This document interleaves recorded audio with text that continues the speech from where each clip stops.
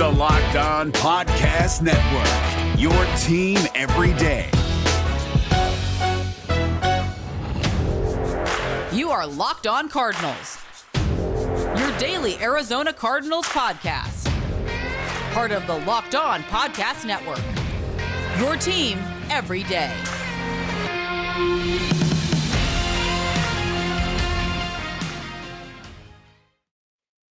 Welcome into the show, Locked On Cardinals, part of your Locked On Podcast Network, your team every day. Brack, Alex Clancy, thanks for tuning in on YouTube. Hit that subscribe button, hit that like button. I've got a newborn. I've got to pay for diapers and formula and all those things. Hook us up. You know you love tuning into the show each and every day. We do it on a daily basis. Follow us on Twitter at BOBRACK to follow me, Brack. Follow my co-host, Alex Clancy. He's verified at Clancy's Corner. Huge podcast on tap, and it's brought to you by, and this gets us excited, Locked On Fantasy Football. Winning your league starts with the right data. Vinny Iyer of Sporting Nudes provides you with the edge you need in the fantasy football leagues. Locked On Fantasy Football is a daily podcast all year round, so your fantasy team never fails. Subscribe to the Locked On Fantasy Football podcast. I'm so excited, Bo. For fantasy football. Are you kidding me? Like, we're so close. Like, drafts, crazy people's drafts will be starting in like 2 weeks.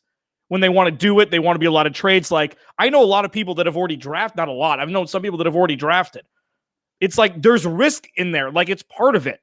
It just adds to the intrigue of, well, obviously you want to be as close to week one as possible so your guys don't get injured. But I understand the other side now, where it's like you play fantasy football for 15 years. It's like, let's add a little excitement to it. Let's draft a month and a half early. I mean, do all the mock drafts you want at this point. No doubt about it. But good Lord, that's serial killer status to draft. I know. It's not even July. I mean, the calendar flips to July tomorrow, and that's still unacceptable. My draft is set. Like, you know me. I've cut it down to one league, which is just an unbelievable just effort on my part to do that, because it was like, when you work in sports radio like you and I have, Alex, it's like, oh, would you like to join my league? You just get floated league after league after league. You're in 6. At least you were last year. I've cut it down to one that I appreciate. We're doing a Vegas draft this year. Listeners know I just had a newborn. My wife is giving me the green light to go to Vegas. The draft is August 21st. But it's like one of those things is like, oh, yeah, honey, go enjoy. Go. Yeah, you could do it. I can handle things on my own. But I feel a little guilty. Do I just go?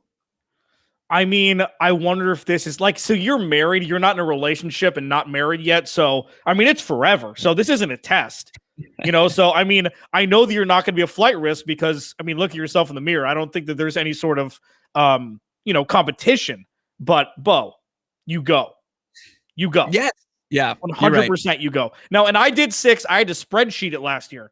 No joke. On Google. I mean, I knew the pandemic, like, I had time last year. It was a weird year, but I will definitely not be doing any more than 3 ever again. I guarantee you're in at least 5. My over-under on you is 4.5. If you guys want to take the over or the under, let us know in the comments. Hit us up on Twitter at LockedOnAZCards. Getting into the podcast today. So Pro Football Focus, and they've kind of been a thorn in our side all off season long, because the Arizona Cardinals make exciting signings, deals. They have a decent NFL draft, a good NFL draft, and then Pro Football Focus comes out with their rankings, and they just take it down. They just take the wind out of our sails, and they just released their NFC West Positional Grades. And when you look at it, as far as just if it's a point system, it's not good for the Arizona Cardinals. If you peel back the onion a little bit and you look a little bit deeper, which we're going to do, I think the Arizona Cardinals are in a very good spot. Also, Christian Kirk, your 4th-year wide receiver, he spoke to Good Morning Football. He's saying all the right things, what Christian Kirk said, and what our expectations are for the free agent to be in the 2022 offseason. So let's get into this positional grades from Pro Football Focus. When you hear that Pro Football Focus, PFF, Alex, released the positional ranking for the division, before even opening up the article, are you Does it hold any weight to you, or are you taking it with a little grain of salt now after this offseason? I hold every ranking that I see with weight because it's other people's viewpoints of the team that we cover. So the grain of salt thing, I understand what you're saying. I mean, it's more of like, oh, great, let's look at these, as opposed to, I'm excited, let's see what happens here. And the way you described it before we unveiled them was perfect. I mean, it's like, yeah, okay, you could take this one of two ways if you're an optimist, if you're a pessimist, but if you really peel it back and you look, it tells a different story. I'm excited to see this now more than ever because the team's set. We don't know what's going to happen with Larry Fitzgerald, but this is who the Cardinals are rolling with coming week 1 pretty much. So now This is really when the rankings really come into play, and it's not so much list season anymore. These are rankings. This is what Pro Football Focus has made their bread on. And regardless of the other analytical outlets at this point, I mean, they're still the king until they're dethroned. Yeah, no doubt about it. Looking at the offensive side of the football, the Arizona Cardinals, they checked in with 2 number 1 ranked players in the NFC West. And then on the defensive side of the football, the Arizona Cardinals, let's see, that's 1, that's 2, 3, 4. 4 on the defensive side of the football. So 2 and 4. So Arizona Cardinals on the defensive side. It's interesting. If you were to check in with us at this point last offseason, we were probably talking about this offense being its bread and butter. But now when you look at it, if they've got 4 number 1 ranked players on the defensive side of the football, that seems to be kind of where their strength's going to be going into the 2021 season. But let's get into these rankings. And it's Locked On Cardinals here, Bo and Alex. And look at the offensive side of the football first, in the quarterback position. I think a lot of people can kind of figure out. And it's interesting because it goes against where a lot of the quarterback rankings have been league-wide.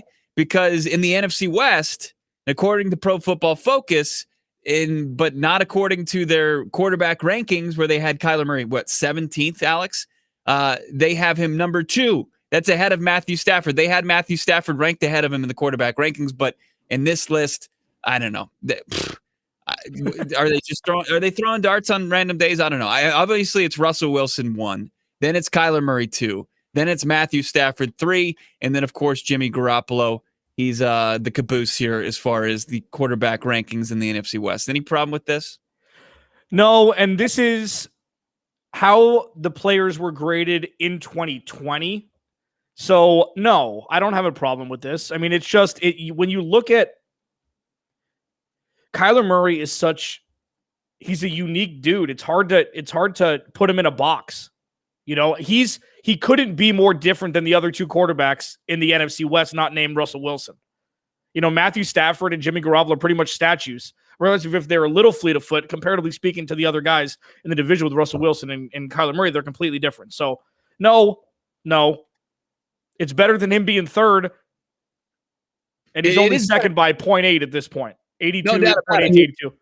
And they didn't throw him 3rd because of just rampant speculation of how, a couple buddies that went to Mexico together and they became coach and quarterback are going to perform together, and Sean McVay and Matthew Stafford. That's good. That's kind of that's nice to see.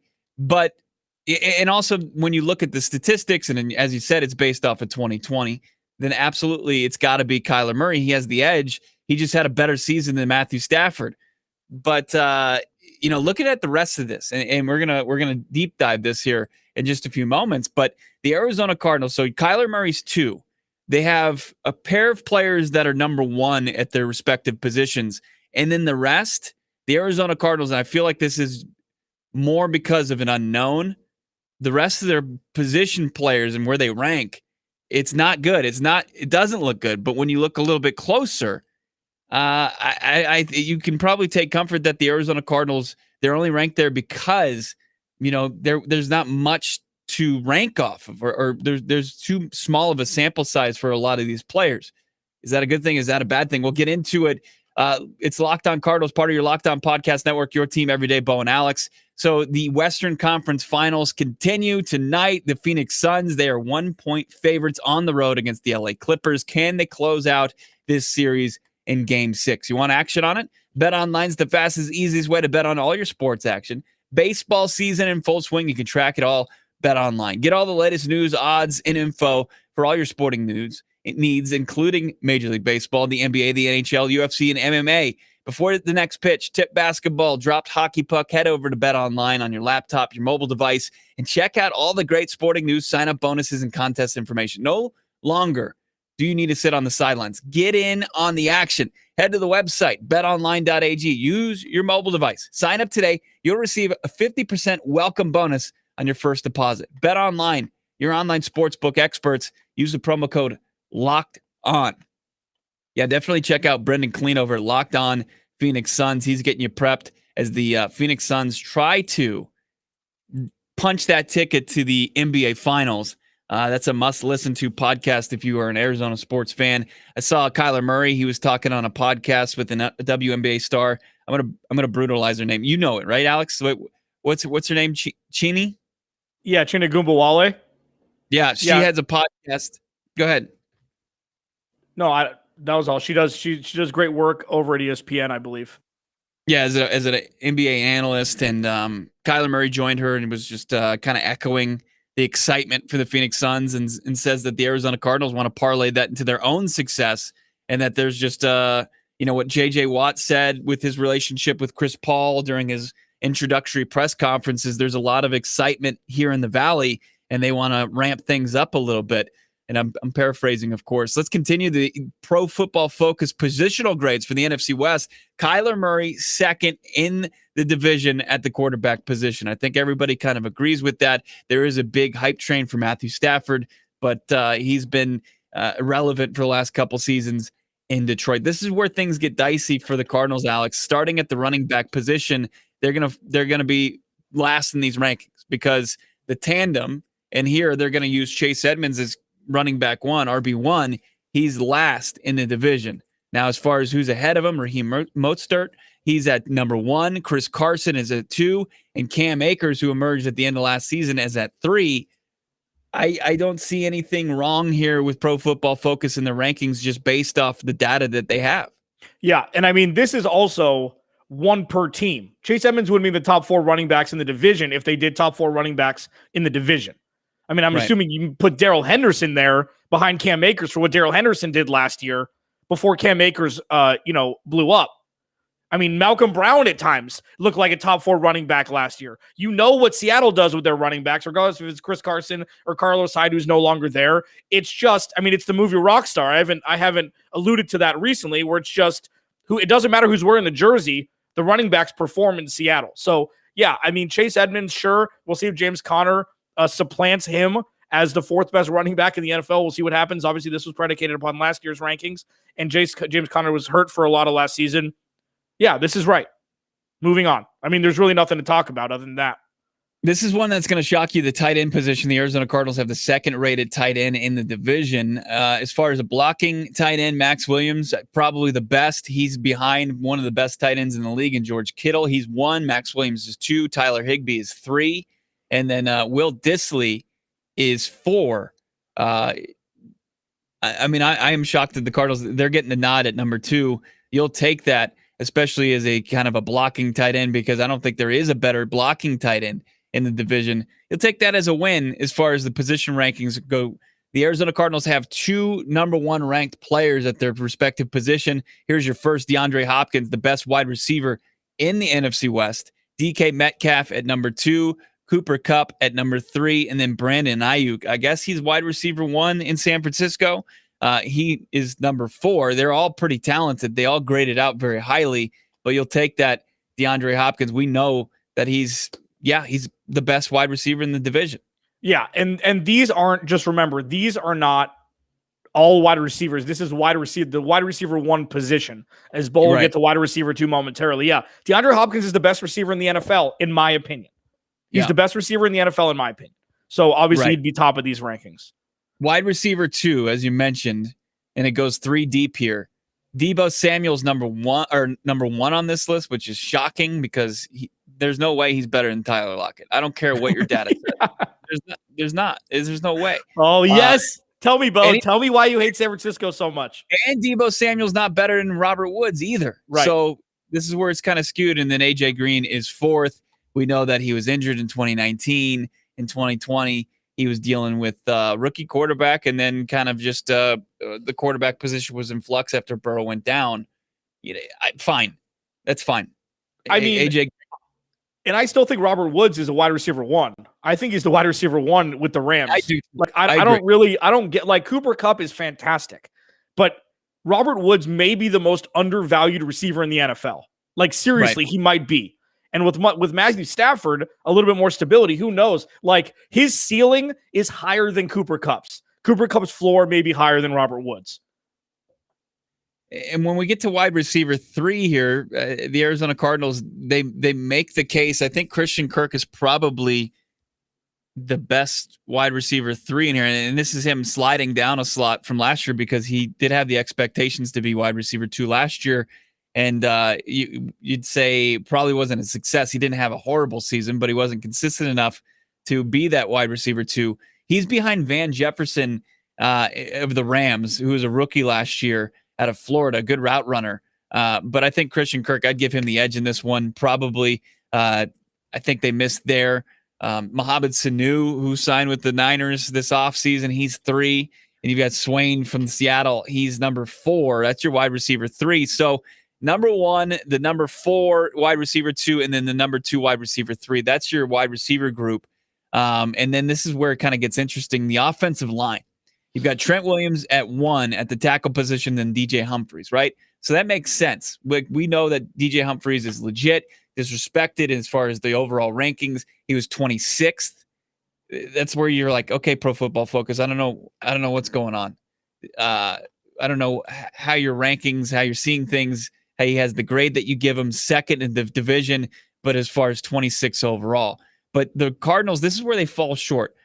Left guard, Justin Pugh, ranked the 4th guard, right, left guard in the division.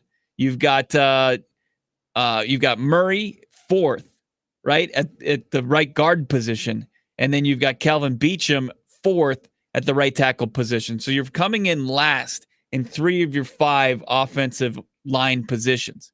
DJ Humphries and then Rodney Hudson, of course, is number 1 at the center spot. So that just crushes their total point total. Like if you're just tallying up points, the Arizona Cardinals, because of these last place finishes at those position groups, they're not going to have a high grade. But we know Calvin Beachum was a good bookend for the Arizona Cardinals offensive line. And we know that, as far as Murray's concerned and Pugh's concerned, they are serviceable.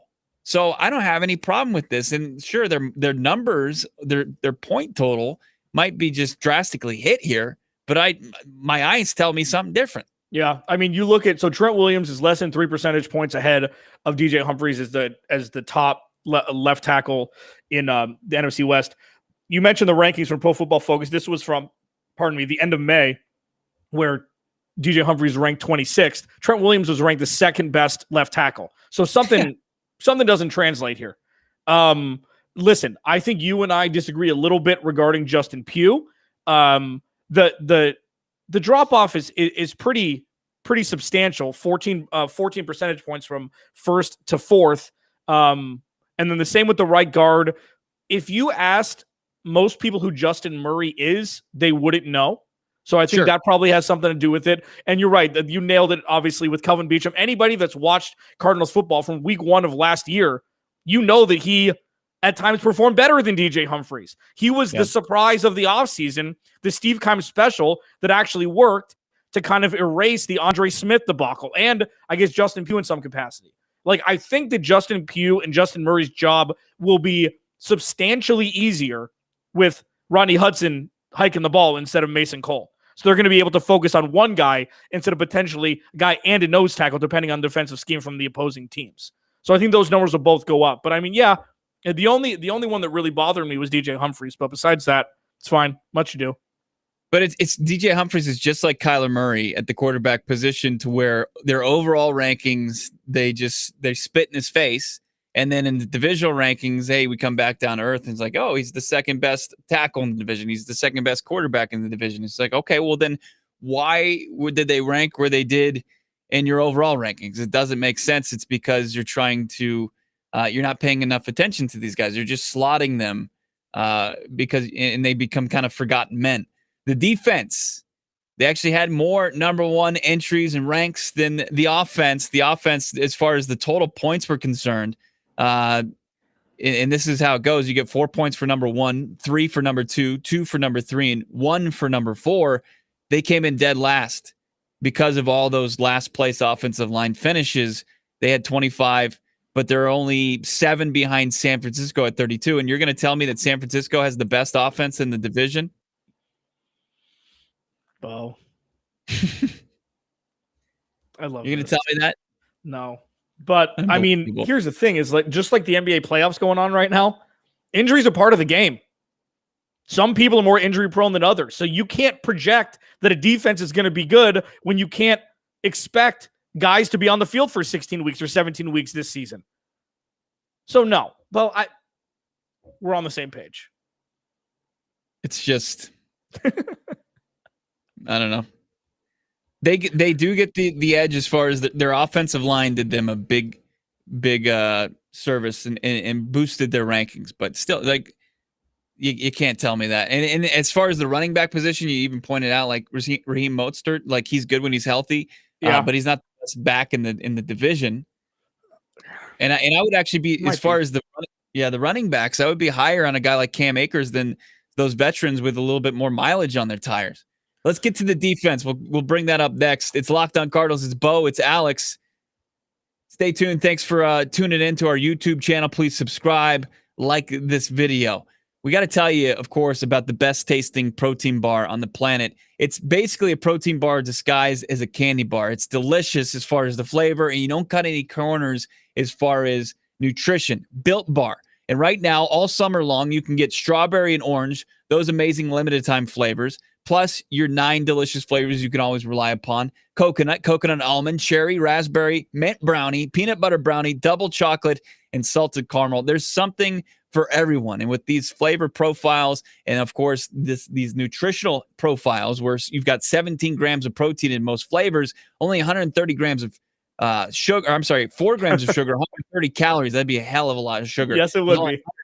Only 130 calories, 4 grams of sugar, 4 grams of net carbs. Right now, go get yourself a mix box. Figure out which flavor you like the best. Go to BuiltBar.com. Use the promo code LOCK15. You'll get 15% off your first order using the promo code LOCK15. All right, let's wrap up these position rankings here. And looking at the defensive side of the football, the Arizona Cardinals, the defensive tackle, no shock to anybody. Jordan Phillips checks in 4th in the division. The Niners, Kerr is number 1. You've got Ford from Seattle at 2. And Joseph Day from the Rams at number 3. And then you look at the other defensive tackle position, no shocker, the best player in football, Aaron Donald is number 1. Arizona Cardinals, Josh Allen is 3rd. He's ahead of Javon Kinlaw, the number 1 overall pick from San Francisco from just a season ago. So they weren't too high on Kinlaw in his first season out of South Carolina. Defensive end, J.J. Watt's number 1. He graded out higher than Nick Bosa, who played for a cup of coffee last year, but continues to get all the run for the San Francisco 49ers. Carlos Dunlap, 3. Defensive end, you've got a couple. You got Eric Armstead, number 1 for the Niners. You've got Leonard Floyd, who just secured the bag this offseason. Huge payday for him. And Chandler Jones checks in 4th. I guess if you're going off a sample size of 5 games before the biceps tear, sure. Yeah, and so you're going off, a game and a half for Nick Bosa and he gets ranked higher? There's got to be some sort of qualifier there. But, I feel like it just reminds you that on the defensive side of the ball, I know you were talking about offense before with the 49ers, and I might have misspoke, but the defensive side of the ball, their defensive line is stout when it's healthy. And it's just a reminder with these numbers that obviously Nick Bosa only missed a couple games and the whole thing, but man, at least, they're not the defensive line of the Broncos. I guess you could say that with Cody Rourke watching in. The Cardinals are going to be in a better spot on the defensive line, and that's all you can really ask for after an offseason, right? Sure. Especially with the cornerback room not looking so great, and we'll get to those ratings in a second. The defensive line and the linebackers are going to have to be the anchors of this defense with Budda Baker over the top and, doing whatever he does. There's a big boost at the front 7, and when you look at these ratings and rankings from last year, It's not going to tell you the story for 2021. And like, we have a guy on the list here for the Arizona Cardinals, and Devon Kennard, who I forgot was even on the roster. Like, he's number 2 as far as one of their outside linebacker rankings. He's like, okay, I don't even know if he's going to get any playing time this season. Inside linebacker, Isaiah Simmons 3rd. Dennis Gardeck shows up, and he was a part-time player. He was fantastic. I mean, it was quality over quantity. He graded out very highly. 7.5 sacks and under 100 pass rush attempts. Fantastic. The cornerback, Jason Verrett, ranks higher than Jalen Ramsey. Malcolm Butler's 3rd. You've got Jalen Thompson as the number 1 strong safety in the division. Budda Baker's the number 1 free safety in the division. But hey, he's only the 6th best in the league. Whatever. Yeah.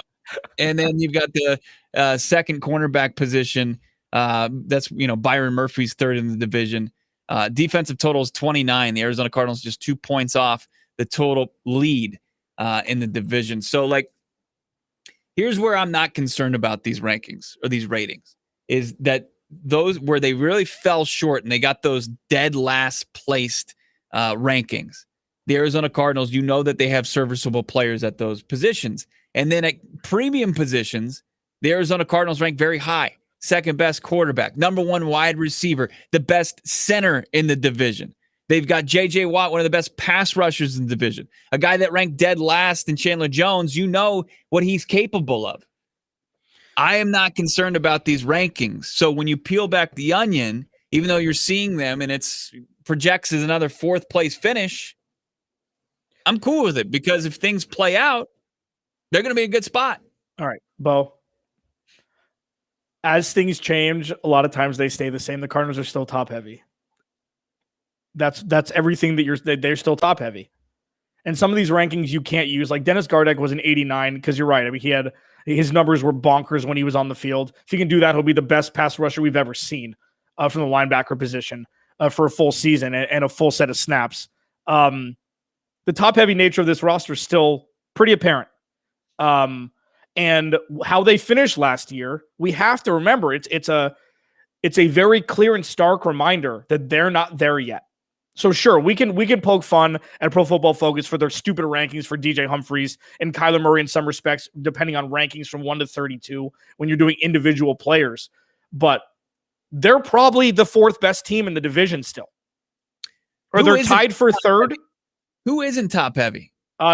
Some entity just came out with the rankings of most complete teams. There are complete teams out there, like the offensive line has never been more deep than it is right now, at least over the last 5 or 7 years. Okay. The wide receiver room is top heavy, Bo. Like, even with AJ Green coming in, if he can eclipse 1,000 yards receiving, he'll probably be a Pro Bowler. Like, it'll be insane. I think he'll get close, but it's still a pretty top-heavy wide receiver room because you have potentially the best receiver in the game. And with take the safeties away, pass rushers, J.J. Watt, I guess, and Chandler Jones, but the linebackers, there aren't any good pass rushers from the linebacker position. I mean, Marcus Golden was fine last year, and the cornerback room is subpar. So the roster overall is top-heavy.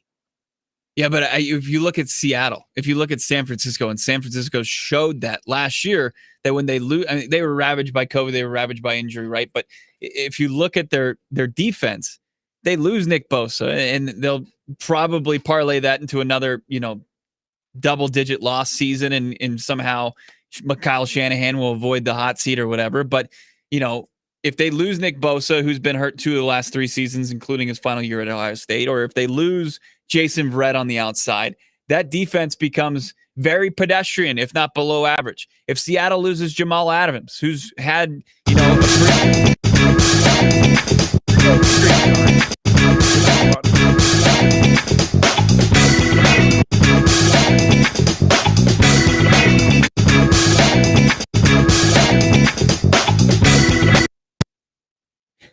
What the hell was that? What was that music from? As his mic is muted. Unbelievable. But can you hear me? Yeah, there we go. What the hell happened? It's from my little pod track P4, my podcast thing. I guess there's a funk music button. That's what happened. So There's your musical relief. It's better than listening to Bo talk. So you're welcome. I mean, I was only on a tangent there, but I mean, all I'm saying is each and every one of these teams is top heavy, and if you take out any of their big time players, they become very pedestrian, and that can be set around, especially in a salary cap league where a lot of guaranteed dollars go to only a few players on each and every team, and if you lose them, if you don't draft well, you're going to be in that spot. That's just reality of the league, and I think there's no difference in the NFC West. I don't think there's that big of a difference between the Arizona Cardinals and the rest of the other three teams in their division. I guess. If back on it's a better rebuttal than when you talk. Stop it. I mean, listen. I don't back up, and excuse the audio right now. I don't back up the 49ers or anybody, Seattle, for that regard. And you could say that about any team. If their best players get hurt, then they're not going to be good. It's like there are teams that have more B level and B minus level talent than the Cardinals do in role positions. Sure. Malcolm Butler should be a CB2 or 3 on a different team. Like if you were on a different team, he most likely would be, not a guy that you're expecting to be cornerback 1 going into week 1. Just some guys that aren't there in their career still or yet are thrown into positions to be successors to guys that have moved on and be that starter. The Cardinals have some of those guys that shouldn't necessarily be there yet or still, was my point. We got a big throwdown Thursday tomorrow. Make sure that you're subscribing to our YouTube channel, of course, on Apple Podcasts. Follow along on Spotify. Follow us on Twitter at LockedOnAZCards, at Bobrack, Bobrack, and at Clancy's Corner to follow Alex. Have a great rest of your Wednesday. Big thanks to Cody Rourke and Locked On Broncos tuning in as well. And thanks for the funky music, Alex. Guys, we'll talk to you.